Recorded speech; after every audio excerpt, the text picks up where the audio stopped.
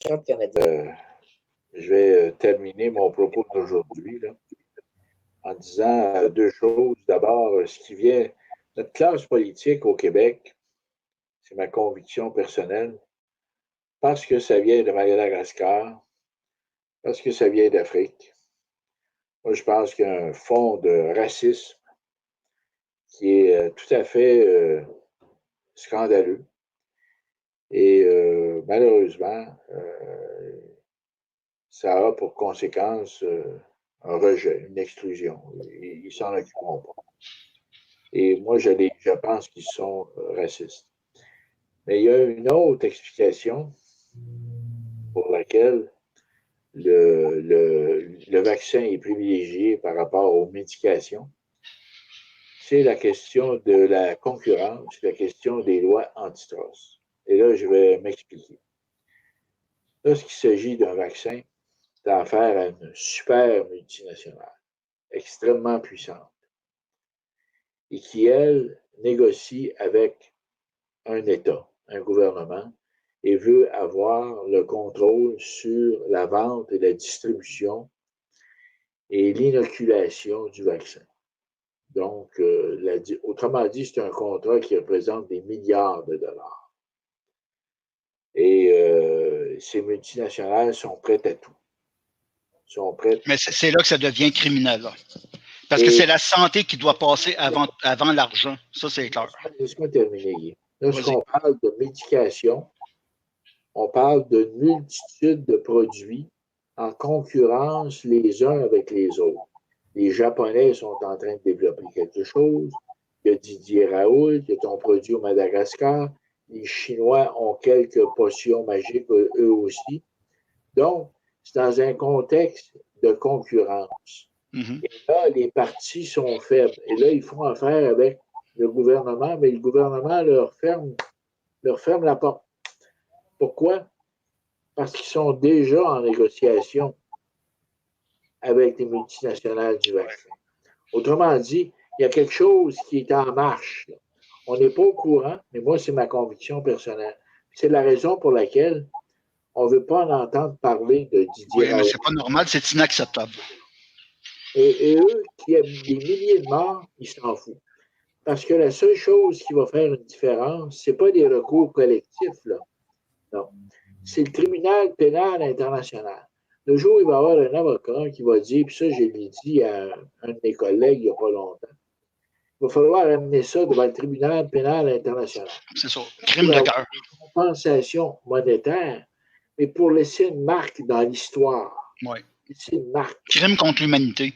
Au Québec, en 2020, il s'est produit un événement extrêmement grave qui a occasionné la mort de milliers de personnes et on a été mal conseillé parce qu'il y avait des backdoors.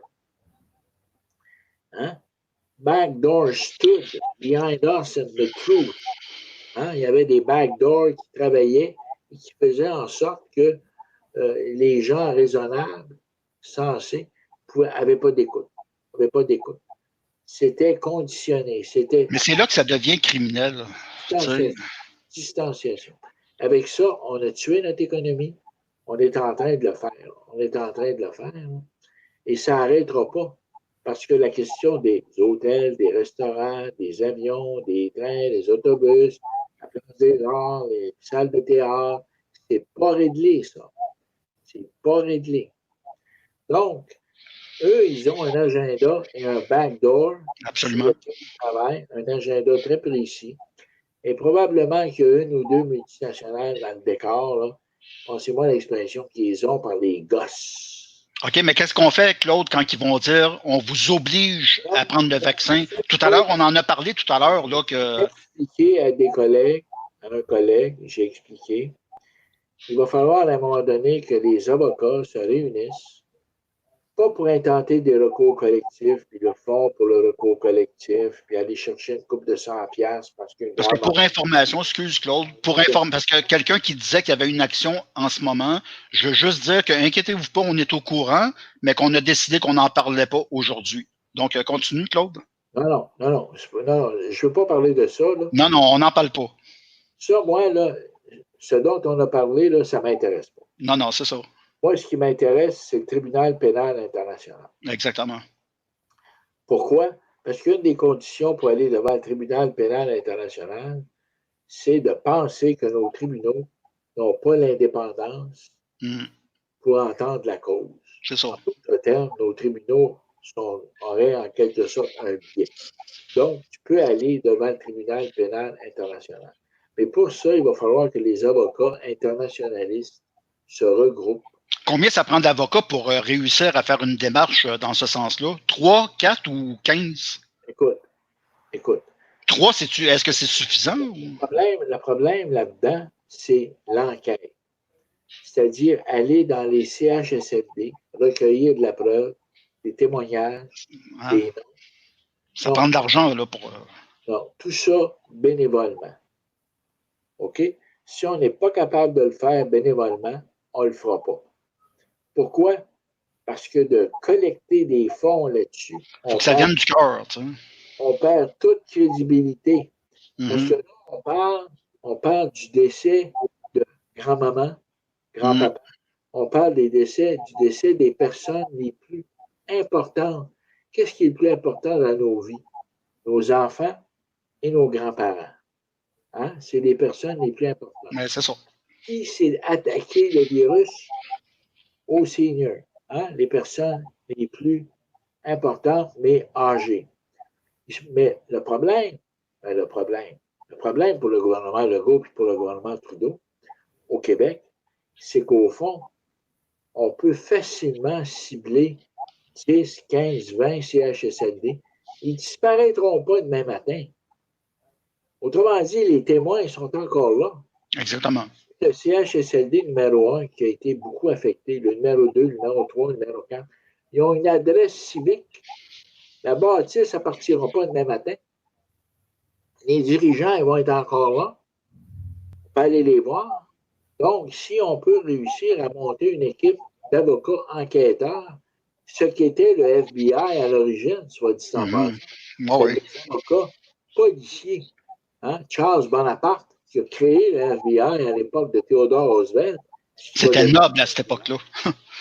Il faut bâtir une équipe d'avocats enquêteurs, pas des avocats plaideurs. Ça, plaidoirie, on va en trouver comme ça qui vont vouloir les plaider. Tu sais, pour se faire un nom, là, être dans les médias, là. Et des avocats enquêteurs pour faire le travail de terrain, faire signer les affidavits. Oui, je comprends. Et quand, si ça se fait, évidemment, dans mon esprit, c'est un rêve, c'est une hypothèse. Mais pour moi, avec tout ce qui vient de se passer, là, c'est la seule solution. Mais écoute... On dit, et je l'ai dit à un collègue, on assiste au Québec à la Yougoslavie. C'est la Yougoslavie. Carrément. Autrement dit, comme en Serbie, comme en Croatie, comme en Bosnie-Herzégovine, hein, on dissimule des corps. Pas d'autopsie. Non, mais c'est ça, là. On les brûle, on dissimule la preuve. Donc, c'est criminel. De mettre des services du gouvernement qui est absolument scandaleuse, épouvantable, et que j'ai envoyé à un collègue qui s'occupe, que je nommerai pas, mais qui s'occupe des personnes malades. Et lui, il n'en revenait pas. Et moi, ce que je lui ai dit, c'est que COVID-19, oui, mais ce qu'on essaie de cacher, surtout dans les CHSLD, c'est pas le COVID, c'est la maltraitance. C'est ça. Il y a beaucoup de maltraitance. C'est pas d'hier qu'il y a des problèmes dans les CHSLD. J'ai de la difficulté à le dire, là. C'est pas d'hier qu'il y a des problèmes, là. Ouais. C'est ça. C'est pas normal qu'une société soit rendue à ce point-là. Là, ça ressemble aux années 30 en Europe. Là, on est là-dedans. En Europe de l'Est, là. Ouais. Ben, non, les années 30. Il n'y avait pas vraiment l'Europe de l'Est. Le pacte de Varsovie, c'était après la guerre. Ça, tu te trompes. OK, bon, oui. OK? Donc, on assiste à une forme d'eugénisme. Hein? C'est les idées eugéniques qui reviennent à la mode. Gobineau, Galton, Darwin, des auteurs, Alexis Carrel, hein? Je peux te nommer un paquet d'auteurs qui ont supporté les thèses nazies des années 30. Et là, moi, ce qui me frappe, c'est qu'avec tous les décès qu'on a dans les CHSLD, il n'y a pas personne qui descend dans la rue pour crier au meurtre collectif. Je n'en reviens pas. Le gouvernement nous annonce ça tous les jours. Oui. C'est parce que c'est un peuple soumis. On est soumis. Un événement banal. Hein? Un événement banal. Autrement dit, dans tel CHSLD, là, c'est juste des chiffres. Il y a 24 grands-mamans qui sont décédées cette nuit. Puis le lendemain, voilà. ben, c'est 24 grands-papas. Et puis c'est correct. C'est correct. C'est des chiffres. Ça passe. C'est ça. C'est correct. Mais il y a quelque chose qui ne va pas, là. Quelque chose qui ne va pas, là. Il devrait y avoir une révolte. Il devrait y avoir une colère. Une colère. Puis surtout qu'on refuse de nommer le responsable ultime et les collaborateurs de ce responsable ultime. Le responsable ultime étant le Parti communiste chinois et les collaborateurs étant les oligarques. On ne veut pas en parler. Oh, non. T'écoutes LCN et Radio-Canada, là. Ce que tu as, là, c'est de la propagande cheap. À 100%. C'est épouvantable. Puis quand tu dis cheap, c'est cheap, là, tu sais. C'est incroyable. C'est incroyable.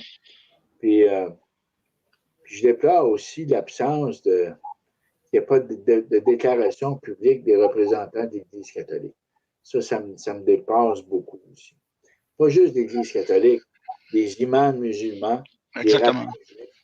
Moi, je pense que les leaders religieux là, ont un sérieux examen de conscience à faire. Par contre, là, au niveau de l'Église catholique, je ne sais pas si tu sais, mais il y a une pétition qui a été lancée par plusieurs évêques en Europe, une pétition justement pour aller dans le sens de ce que nous, on parle là, actuellement. Il y a quand même des gens qui sont éveillés là, au sein de l'Église, pas beaucoup, mais il y en a quelques-uns. Tu sais. Bon, en France, l'Église catholique est assez dynamique, assez proactive. Mais il y a une école conservatrice qui est très forte en France.